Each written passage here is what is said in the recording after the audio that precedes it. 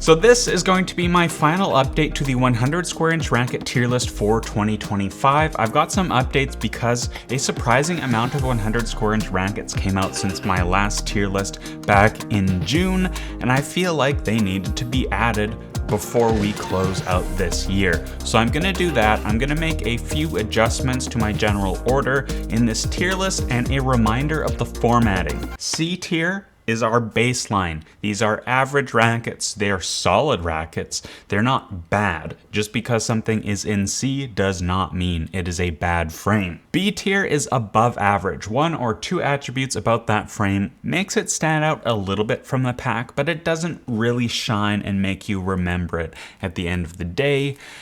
A tier, these rackets are very good. Across the board, they're going to be above average. They might have one special quality and a bunch of other average qualities, but that specialness might be enough to bring it up to A tier, where the rest of the racket just isn't quite exceptional enough to boost it quite up to S. And then of course, S tier, these are truly outstanding rackets that are unique in the marketplace for today's rackets. They offer a series of significantly above average attributes and have like a true specialness to them. Then we have our below average tiers. So D tier would be rackets that I think are below average. Okay, they are bad, but that doesn't stop me from recommending them to everyone. I'm probably just going to rarely recommend them. And then finally, F tier. These are the worst rackets on the market, in my opinion. Specifically, in my opinion, the F tier rackets are rackets that if I was running the brand, I probably wouldn't offer them. They're rackets that I struggle to recommend to any kind of player. Another thing I want to say about this tier list is, regardless of the tier a certain racket is in, doesn't really have an impact on whether or not I'm willing to recommend it. I do a bunch of consultations through our website, so people reach out to me for my advice on what racket they think is right for their game, and the place on the tier list was not going to impact whether or not I recommend that frame. I'm willing to recommend a D tier frame if I think it is right for that player. D tier for me could easily be S tier for you, and don't you forget it. Okay, so getting into a few updates that I want to make. The FX500 has been updated, the Speed MP has been updated, the Speed Pro has also been updated, which I forgot about. Alright, and now I want to make a few updates because I've changed my opinion on rackets. Yes, you are allowed to change your opinion on rackets. In terms of S tier, I think all four of those rackets deserve their place in S tier. In terms of what are these A tier rackets, I think I'm going to bump the Boom MP down to B tier. I do think it is a solid racket and it does provide some unique attributes, but kind of going back and reevaluating what I think makes a good racket for the modern game, I think you need to have a more uniform playing experience across the hoop of the frames. So the Boom MP just has a little bit too much inconsistency in terms of its sweet spot, with the pattern being quite, well, not quite dense, but denser in the middle and then insanely open towards the perimeter. I think that while that open string bet is designed for forgiveness, it sacrifices a little bit too much control. When it comes to the B tier rackets, I like where they are for now. The Carve 100 I want to demote, but I remember I left it there due to price, which I do think makes sense. C tier rackets, honestly, I've been revisiting the Nova 100 quite a bit lately. It's very solid, has a very uniform response across the entire racket face. The sweet spot is not quite edge to edge, like you definitely get a better response on center than off center, and it can be a little bit muted. But the thinner beam with this elliptical shape, so oval shaped beams like something you'll find in the Pure Drive, are generally better for power and stability, but you don't often see them in these slimmer profiles with the Nova 100. I still think the Tour is a bit of a clunk fest, but part of me wants to bump this up to B, like, especially when you're comparing it to the Boom MP. Now I want to bump this Boom MP back down even further to C. I think I was a bit out of my mind putting in A. I do like that B tier Nova 100. I don't think it's quite an A tier frame. It's too muted, doesn't have enough feel to quite be A tier, but it is a very nice racket. And I also think that the velvet paint job is hideous and prevents it from being quite an A. The rest of these C tiers I'm happy with. The D tiers I'm happy with. The F tier I'm also happy with. So now let's get into the new rackets that I have not added to the tier list because they've either been updated for 2025 or I just hadn't tried them and it's time to throw them in. This tier list is brought to you by the TennCom store. Thanks so much to me for sponsoring my own video. If you're looking for Tourmaline, Grapple Snake, Restring, or Solinco strings, I think those are the top 4 brands in polyester strings. Check out my website if you're in Canada. We ship free for almost all budgets, like if you just want 1 or 2 sets, free shipping through letter mail, and if you want 4 or more, we do express parcel shipping as well. Thanks so much for supporting TennCom, and back to the tier list. The first one being the Wilson Ultra 100.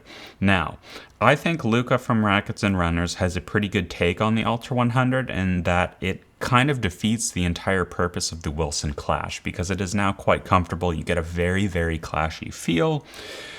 What's unique about it though is it does have a very dense 16x19 string bed. So like the little squares in the middle of the frame are quite tight together, which really increases the directional control and reduces the launch angle of that frame to a degree that you'll basically never find in a Clash, even the 1620 Clashes.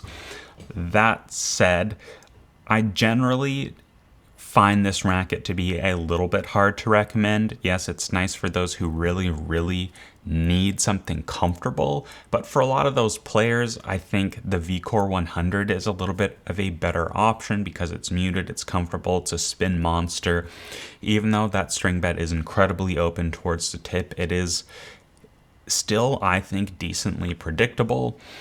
I think Babolat has done a very good job in adding comfort to their pure drive. Yes, it is still a very stiff frame, and I think a lot of people give it a bit harder of a time than it deserves because of past pure drives, and they haven't quite come up to speed that these new pure drives are solid. They're so solid feeling and decently well dampened that the majority of players, especially with how much more comfortable polyester strings have become, can probably just get away with using it.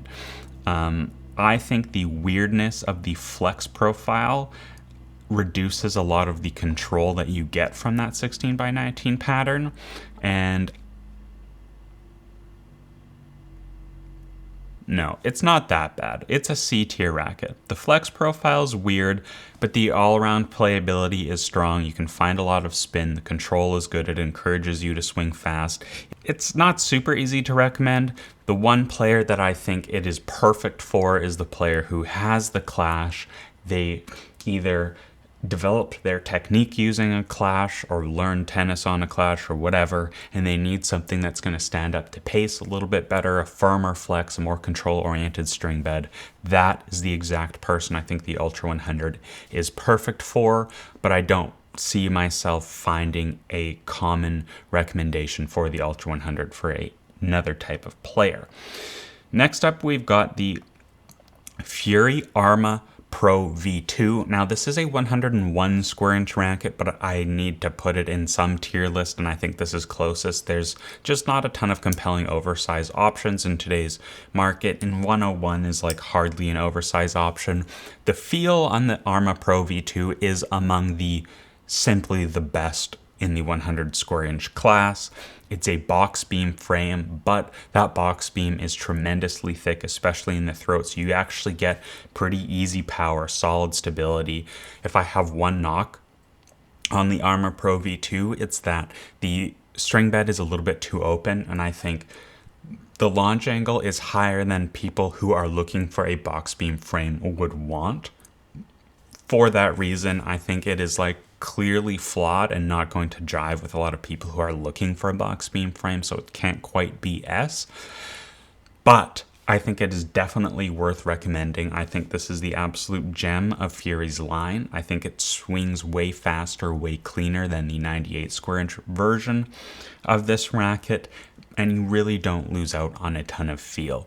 This is a racket that I honestly need to just spend a lot more time on court with and really work on my full review. It's a little bit hard for me to find the motivation to review smaller brands like this because my motivation is inherently linked to how well videos perform on YouTube. I want to put this in A. If I'm looking at these rackets in A tier, like this Fury Armor Pro is honestly what the Pro Staff X should have been. You get a lot of that Pro Staff firmer box beam feel out of the Armor Pro V2, but the whole package is so forgiving that it easily competes with something like the Bad Lap Pure Drive. For me, this is like a firm lock in A tier right now. Certainly, I think it's a more interesting racket than everything in B other than the Origin, but the Origin is impossible to recommend. All right, next up, we've got the 2025, or is it 2026, just with an early release, Dunlop FX500, so we can delete the old one. Incredible stability, very interesting drill pattern with the zigzaggy crosses. Some of the best feel in the 100 square inch class. I think this takes essentially the Pure Drive formula, increases control through a lower launch angle due to very tightly spaced crosses, improves on feel due to reduced damping tech, though you do lose out on comfort. And if you watch any of my videos, I generally do prioritize feel over comfort, simply because I think comfort can easily be dialed in with strings. Yeah, you just don't lose out on power or stability. It's just such a solid frame. To me, this is the #1 best power racket on the market. It is the blue racket to beat for 2026 and moving forward. It is an S tier racket, in my opinion. I love this racket. It's one of my favorite rackets to serve with. I can serve absolute bombs. I'm confident from all areas of the court with this frame. If I could get a tiny bit more spin out of it, I would be switching to this easily. Next up, we have the Solinco Blackout V2, as well as the XTD, the extra long cousin of this frame. I like this racket a lot too. I do think it is a little bit tricky to recommend because of the lack of forgiveness for the 100 square inch class. In some ways, it competes almost in like a 99, 98 square inch kind of segment. It swings really fast for a 100 square inch racket. It's pretty stable even if you get like a stock 315 swing weight like I did. Spin is great. The problem is there's drop off in playability off center, and the feel, in my opinion, is a little bit too muted. They foam filled the Blackout for 2025, which took away a little bit of the rawness and the connectedness from the previous version. But overall, I think this is an excellent frame. I think it's above average for the uniqueness that it brings to the market.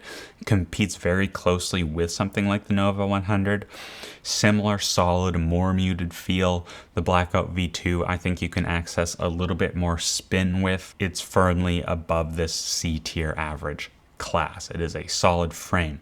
What I think is better though is the V2 XTD. Whatever they did when Solinco extended this by a ½ inch, they really didn't sacrifice maneuverability to any significant degree. There's a lot of extra long rackets that I've tried in the past that feel like absolute logs compared to this. This thing is lightning fast. So it really delivers power effectively. You can really feel that extra leverage working for you without the downside of it clogging up your swing. The other crazy thing that I found with the V2 is the feel is just better. There's a little bit more of a pronounced throat flex, so you can feel the racket bend a little bit, which you didn't really have with the V2 because it was a bit too muted in the standard length. But it's like there's less dampening. I don't know what it is, but the V2 XTD has that specialness. The reason that I don't talk about it more positively is because the extra length is just a little bit hard for me to use and implement on court. On my forehand, I have a hard time adjusting my contact point. It takes me a long time to get my serve contact point dialed in as well. On the backhand, I find things a little bit easier, and I love the extra reach on defense, but because I have to review so many rackets, and almost every racket that comes out nowadays is the standard 27-inch length.